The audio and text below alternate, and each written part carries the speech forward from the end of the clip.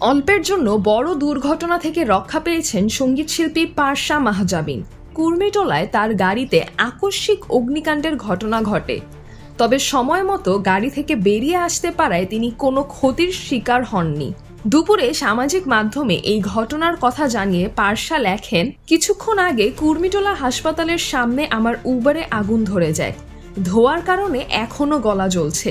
প্রথমে গাড়ির দরজা খুলতেই পারিনি, আগুন দাউ দাউ করে জ্বলছিল। কিভাবে যে বেঁচে গেছি। এর আগে পারসা একটি ভিডিও প্রকাশ করেন যেখানে গাড়িতে দাউ দাউ করে আগুন জ্বলতে দেখা যায়, ধোঁয়া ছড়িয়ে পড়ছে আর আশপাশের লোকজন পানি ঢেলে আগুন নেভানোর চেষ্টা করছে।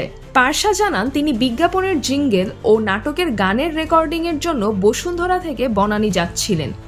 কুর্মিটোলা হাসপাতালের উল্টো দিকে আসতেই হঠাৎ গাড়িতে আগুন ধরে যায়। দ্রুত দরজা খুলে গাড়ি থেকে বেরিয়ে আসেন তিনি। গত জুলাইয়ে ছাত্র আন্দোলনের সময় চলো ভুলে যাই গান গেয়ে আলোচনায় আসেন পারসা।